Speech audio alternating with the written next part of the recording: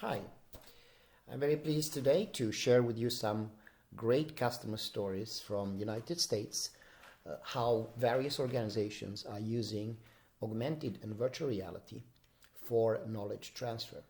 So let's start with the first story. It comes from US Air Force. As you may know, in aviation in general, there's a lot of problems that needs to be addressed. There are issues around cost. You need a physical access to an aircraft or engines, which are very, very expensive.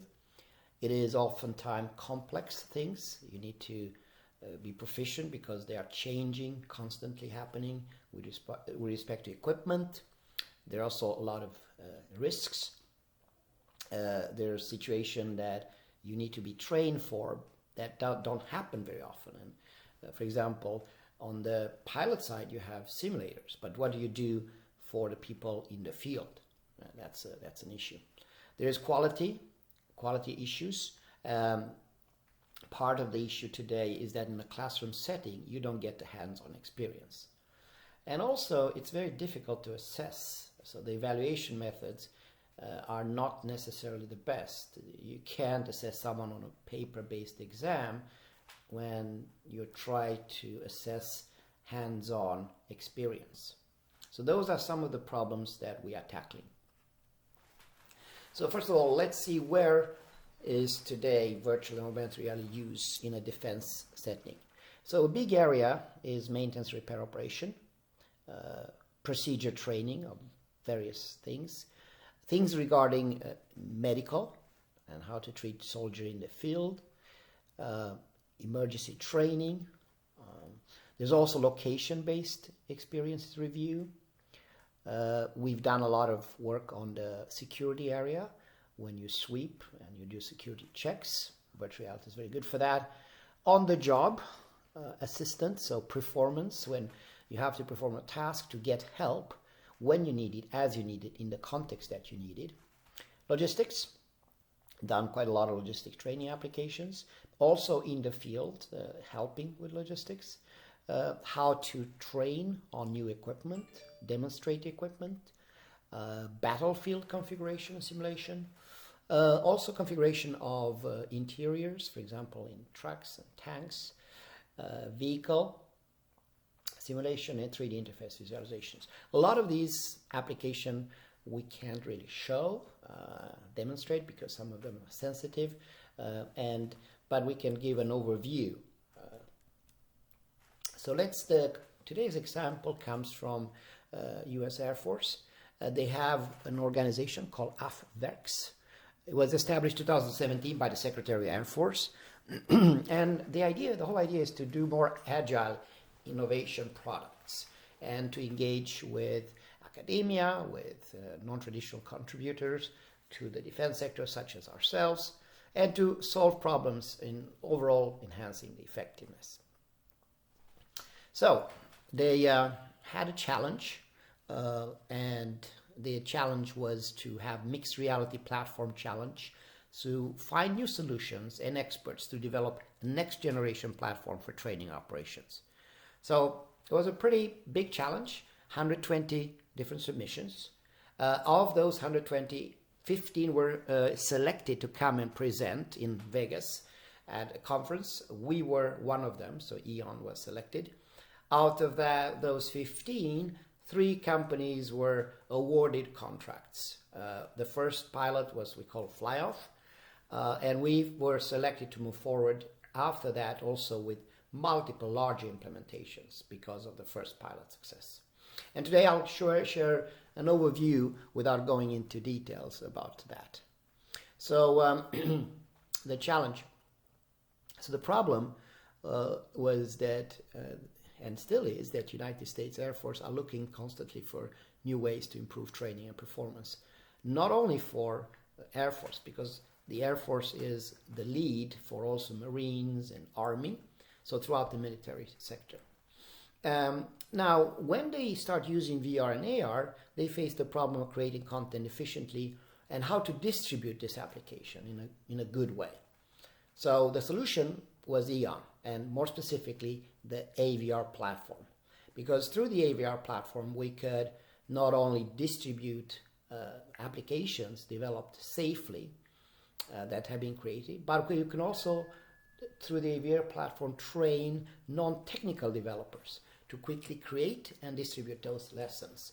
And that's essentially what we've done. And also another thing that they were interested in is how do we track the performance in the simulation environment of the users. And again, Eon's assessment engine in the platform does that. Now, we help them not only with learning and training, but also with the performance part, which I'll demonstrate now.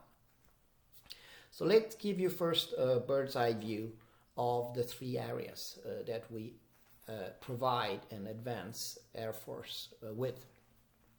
First is on the learning. So, and learn is the onboarding, the familiarization, and the pre-training. We do that with Creator. So now you learn the basics about a product or a piece of equipment, and we distribute this before the training so people can actually familiarize themselves. The next step is to use a virtual trainer to train. So now you practice a procedure, standard operating procedure. You do that in a collaborative setting. So virtual trainer allows you to be several people to collaborate. And you can also do remotely. So a person is one location, the other person is in the other location. We also do virtual certification. So you get an assessment. So that's the second step. And then the third step is to do what we call performance enhancement. So on-site virtual tutorial. Let's say you learn, you train on a piece of equipment, and then you have to do it. You don't remember the steps. So that's when you get this help. And you get also expert assistance in that context. So that's performance. And the number 3 and number 4 is used with AR Assist. And we will see a little bit of, you can also do inspection and inspector registration. We'll see that in the next slides. So learn, user-generated content. So in Creator, we don't have professionals that do game engine-based creation, but it's done by users, and you can learn within a session of less than 1 hour how to create this content.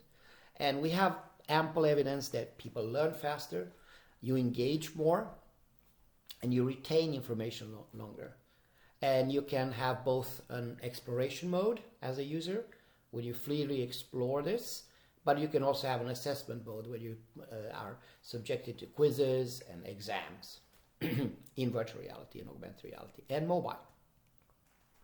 On the virtual trainer side, as I said, it's cross-platform, so it works with various types of headsets. It also works on a desktop. You can have a trainer in one location and the trainees in another, and they can collaborate or they can provide instruction. There's also ability to give voice commands. We have a quite advanced performance analytics here. It is important, very much like it is in an aircraft setting for a simulator, to assess people. Every move they make, every step they take, we can not only watch them, but the system registers what they do. And it's quite scalable and cost efficient, the solution. So that's, now, the last part is the performance aspect. So this is about enterprise. And so basically smart workers, or in this case, soldiers, that they perform a task in real life, and they get augmented reality help, and they can get also assistance. So we have something we call See What I See. So let's say this gentleman is trying to repair this vehicle and forgot some steps and needs assistance from an expert. He can do that, and the expert that is remotely can understand what's going on, see through his eyes, and give the right assistance. We also use things like AI for image recognition. We can put anchor points. You'll see that in a second we do that. We also can connect with IoTs to get sensor data that is then visually displayed, and many more. This works on headsets like Magic Leap or HoloLens, but this also works on your normal mobile phone. There are 4 billion of those. So let's go through that. AR Assist first. This is a C-17 example that we have done for the Air Force. I can't show you the real data of confidentiality reasons, but you can have tasks, you can have calls, you can communicate remotely. You also have a mini map that provides you assistance as you navigate through the real world. So here you see the real world. And we have what we call anchor points. So those anchor points are for different locations. Think about them as yellow stickers. And these yellow stickers you can place. Let's say I'm about to inspect this aircraft and I find a problem. I can put those augmented reality yellow stickers that's only visible once you have the AR assist. And within the yellow sticker, not only can I provide information, text, video, etc., but also step-by-step instruction in augmented reality. So first you have to lay out anchor points around the landing. So for example, the anchor points menu appears when you're approaching the aircraft, and you can see here each anchor point contains task, annotation, and messages. You can also when a task is pending or needs additional information, a new task can be created from the portal. You can communicate, for example, observe lower drag link assembly, and you can follow those steps, but you can also get instructions from someone remotely. So this is a task list for the nose landing gear. In this case, it's text. You could also attach it to a step-by-step visual instruction that comes from Creator or from Virtual Trainer. Now, the user can leave messages on the anchor point with the AR Assist. So, for example, but also with voice. So now let's see, I'm going through this aircraft and see some evidence for corrosion on the lower drag assembly. Then you can make that note and communicate. And also it can go from a voice to text. Now you can also show videos. Let's say I'm about to do a procedure, but I don't remember certain steps. I can call that video for that and visually overlay it and see what's going on. That's another example. And finally, approaching a 3D model. So I have to my left the real landing place, but to the right I have the augmented reality version, and it gives me the instruction, and I can also pre-program standard operation procedures. So let's say there's 12 different procedures you do when we maintain this. Those can be displayed in live, so I get instruction and a refresher on what I need to do. So here's that example. You can select task buttons and highlight, annotate the corresponding part. Here's the video call. A video call can be made to a web manager for more support, and then the web manager can view the session through the, in this case, HoloLens camera. So that ended the first customer success. We are continuing with the US Air Force at expanding the relation. Let's go to another United States relation. This is specifically one is with Magic Leap. You may have heard about Magic Leap. It's a 2.7 billion investment. It's one of the largest investments in the augmented reality space. They are also a partner of ours, a recent partner of ours. And Google has invested in them, about $500 million. Alibaba, about 700 billion. I think the Saudi government likewise, and Temasek's government with Temasek, Singapore's government with Temasek Holding. So the partnership is a part of the new strategy that Magic Leap recently has launched, where they want to expand specifically in the non-entertainment market, enterprise market, and education market. And they've looked at various potential partners, and they've selected Eon and the AVR platform and as a part of the knowledge transfer delivery. We are just now launching this. So it's a fresh initiative. In fact, I'll be with them very shortly. at CES to launch this, and in Las Vegas 2020. But we have already demonstrated the power of lesson creation as through Creator, and all the features that we have in the platform Creator are launched also in Magic Leap. So together with Magic Leap, we are planning to address the needs of the industry. One interesting area, for example, is telcos. Telcos are focusing a lot on 5G, and because of this focus, augmented reality is a very important component for them. So we're looking how we can bundle our solution, Magic Leap ourselves, and also telcos. We focus, of course, on education and how people using Magic Leap and Eon's bundle can more efficiently deliver knowledge transfer, teachers, professors, etc. And it's all based on our slogan, EASY, which is not misspelled. It stands for effortless, affordable, self-service, and interconnected. So the whole idea is drag and drop development, codeless, immersive experience, and access to, in this case, 870,000 of 3D assets, because that's also a big challenge today when you want to create, most people don't know how to create models. So we have that capability, or the import of data. We also look at the infill content and highly engaging content. So a good example of that was what I've just presented for US Air Force. So there's a big gap with many businesses today, as recognized by our CEO, Mats Johansson, and we need to find more efficient operations. That's something that both Magic Leap and us have identified. So by using infill content, highly engaging, you basically can provide a boost and a performance enhancement for workers, so they get the knowledge injection when they need it, as they need it, in the context that they need it.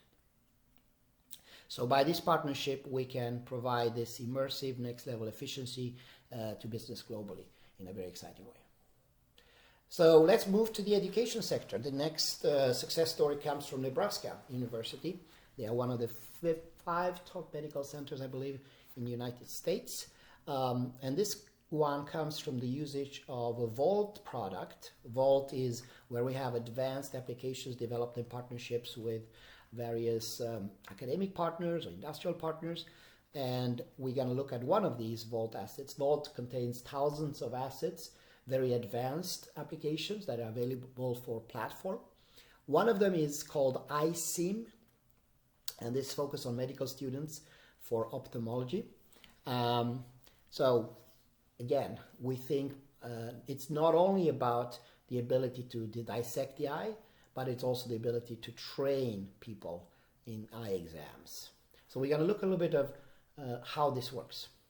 So you can see here a very short video about some of the highlight features that this application contains, and was developed originally together with Loyola University in Chicago and then deployed by Nebraska University. So the idea is not only to create things in this application that are kind of logical, like, for example, anatomically correct 3D eye model. That's one thing you would expect, right? So you have the ability to select various muscles, various structures, blood vessels, nerves, etc. But also you do things that you wouldn't do in real life. Let me just jump into this video. So for example, dissection is possible, but not so easy, because eyes basically fill a sac filled with fluid. So that's one thing that is not as easy to do. But even more so, we can show blood vessels, how they connect, how it's the whole location of the eye in the cranium.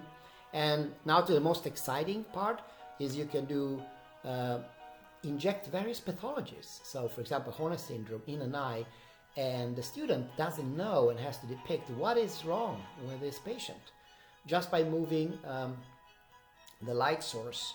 We also can do visual pathways. This is a difficult one because you can inject various issues, whether it's the nerve or the brain. It doesn't have to be the eye that's wrong in this context, and see how patients react to this and how the vision is restricted. Now, what University of Nebraska Medical Center has done, they've done a study, and this is something that's been published, to see how this simulator works with respect to pupillary examination, okay, both with medical students and residents. And I will share the conclusion of this study. If you want to have the whole study, you're welcome to contact us. The results are quite stunning. You can see in figure 1, the blue is pre-training, and red is post-training. You can see it here. So students, pre-training, 97% were not comfortable to conduct an eye examination, and only 3% were confident to do advanced pupil examination. After using the simulator, the iSim, you can see that only 2% were not confident and 97% were confident. So it's a huge difference. If we go to residents, pre-training, 53% were not confident and 47% were confident. After training, 94% were confident. So quite stunning results. So let's move on to the energy sector. This is the giant ExxonMobil, and it's also, we've been working with them for a long time in the past, and as a part of this, developed applications with them that are used for various things. One of the key areas for them is, of course, safety. You're all familiar with the big accidents that both ExxonMobil has had in the past and BP, and they are specifically concerned with what they call low probability, high consequence scenarios. Those are when accidents happen, and they are not so easy to actually conduct.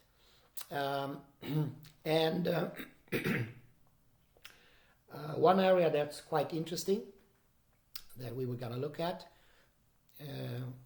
there is a whole use study, a case study about how they use this, some of the challenges they face. One of the challenges they face has to do with the great crew change. A lot of workers in oil and gas are old. No, I won't say old, but getting in their 50s, late 50s. I think the average is around 55, 57 years old. And the newer generation that are hired, we need to train them. They need to train them in their responsibilities. And that historically, with traditional methods, take a lot of time. So what they see is the ability to use virtual reality, and they've done so for training purposes. So things like console and field operators, they're most training tools that are geared towards this type of systems are increasingly automated process plants. And recently they've shifted to provide better training tools to the field operators. Current training not meeting needs, that's the thing I was mentioning. And facilities are extremely reliable today, so we don't see hiccups as often in reality. So it may take years until they see a hiccup, and then when they see it, they don't know how to solve it. And that's where we brought a solution. We worked together with ExxonMobil Research Qatar, and we partnered with them to create a 3D training platform that provides field training and shows how field training is done. So it's a hands-on training experience. So we have a full interactive virtual plant environment. We can train panel and field operation together, and you learn by doing without hazards. And their results were quite stunning. So the president of ExxonMobil Upstream Research Company said that, and I quote, the immersive 3D operator training simulator provides a realistic 3D virtual environment that is very close replica of an operating plan. And these simulators are highly effective in training workers how to prevent incidents while teaching them to respond quickly and appropriately should any occur. This technology, developed in cooperation with Eon Reality, is another example of how ExxonMobil continues to support research and safety, health and environmental protection across its global organizations. So that's a concrete example. Let's come back to our presentation. Yes, when you go out from PowerPoint, it takes you to, yeah, so we were looking at this example. And you can see here an immersive experience. This particular one you can run into a headset. Here we were using something called the iCube technology, that's a physical room where we project on screens. And there's many other examples. One of them has to do with training compressor operation of oil and gas plants. So this is another one that I need to share with you. So this we're using what we call the virtual training. There was a similar challenge here that we also connected with a company that does simulation. And if you're interested in this, we can have a whole session around how we're doing this. But basically we are connecting. So when you do something in virtual reality, this is connected with a real simulation. So we can get the right temperatures, the right pressure. So it's not just beautiful, realistic images, but it's also a functional training. Now, let's move to United States government. We are working with USAID, and USAID is the largest help organization in the world. And we have expanded our relation. One of the projects we've done together through the Washington team is in Morocco, where we initially trained 7,000 workers and students, but this will expand. The plan is to expand it through a national rollout through many people. And again, what are we focusing on? We're focusing on bridging the skills gap through virtual reality. So strengthen essentially the vocational programs. Today in Morocco, there's high job vacancies and large unemployment. At the same time, there is need for skills. There's lack of skills. So it's so that's exactly where virtual reality can come in. Students can learn faster and workers to be reskilled. They can retain information longer. They can make better decisions. We recently had an announcement with them, and the Chargée d'Affaires, Stephanie Milley, was there. And her comment was that, and I quote, "This amazing Center for Augmented Virtual Reality will be one of the first pillars of the future of education in Morocco, as it will train the next generation of AVR professionals.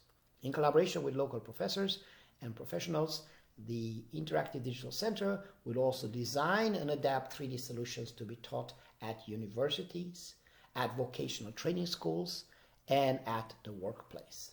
This will ensure knowledge transfer in several areas of digital education." So this was featured in the news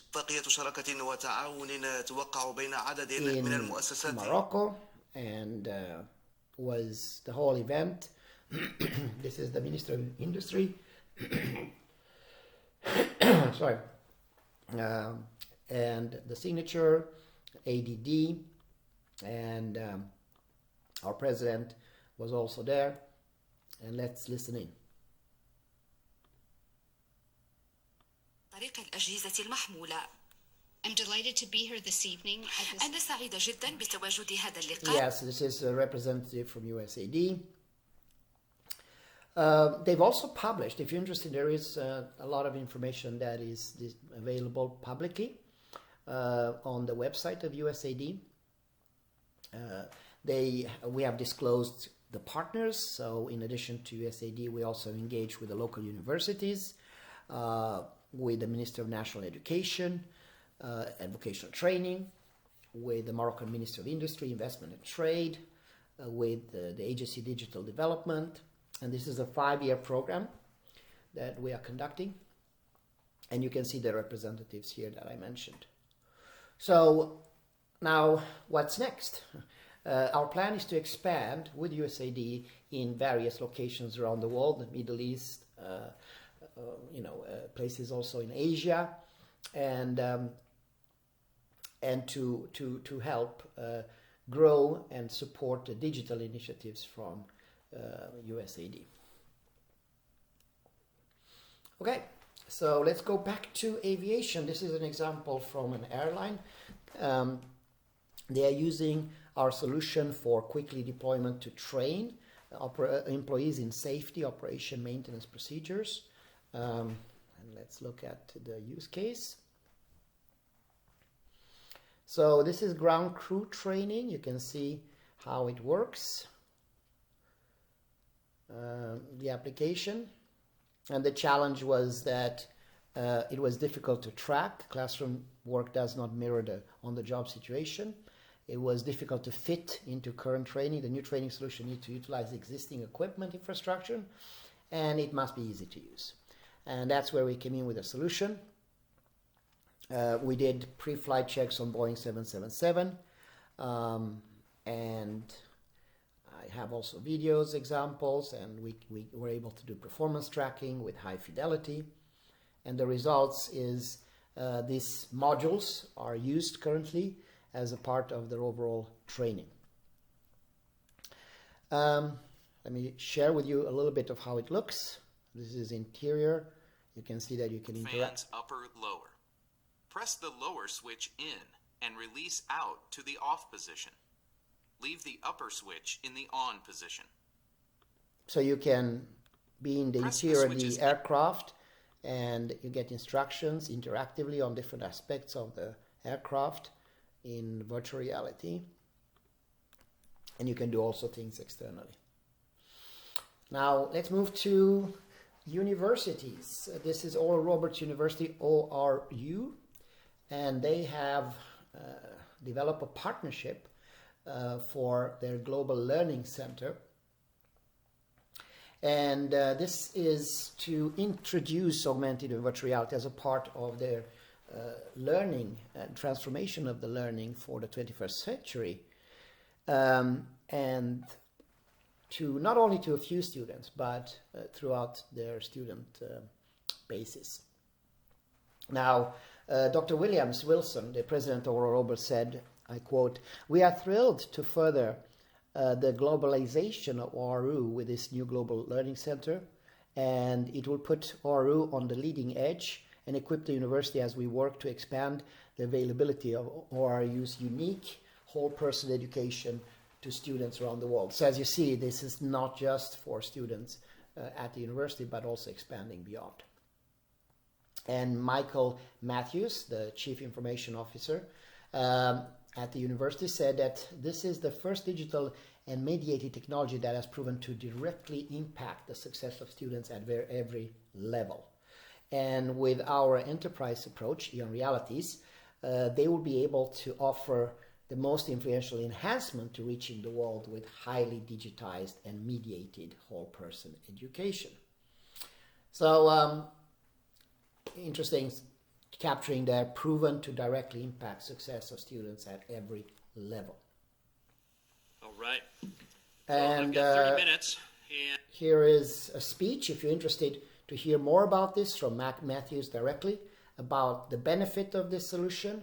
It's a 26-minute speech talking about, we can send this to you if you are interested, but basically explaining their journey, how they have gone about it to implement virtual reality, augmented reality, through the partnership that we have together.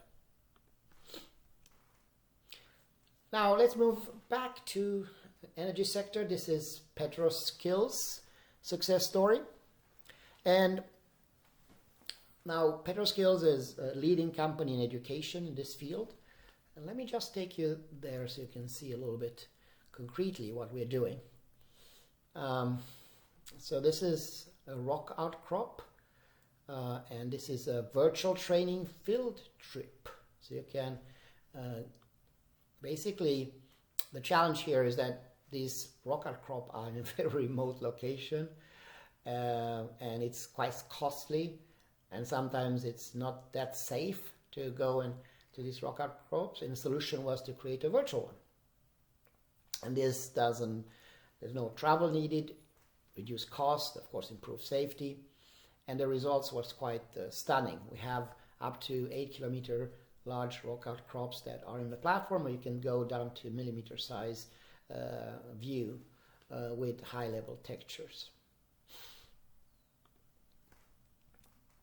Now, there's also other stories, and I'm not going to go through all of them now, but we have stories, success stories with GE, General Electric.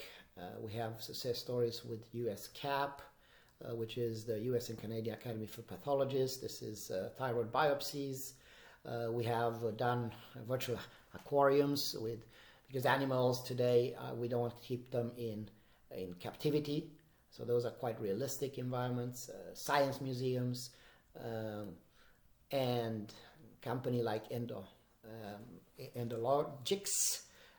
This actually is quite interesting. Maybe have a quick look at it. So this is augmented reality surgical visualization. Today, the models, medical grade models, are very expensive, difficult to explain, build awareness.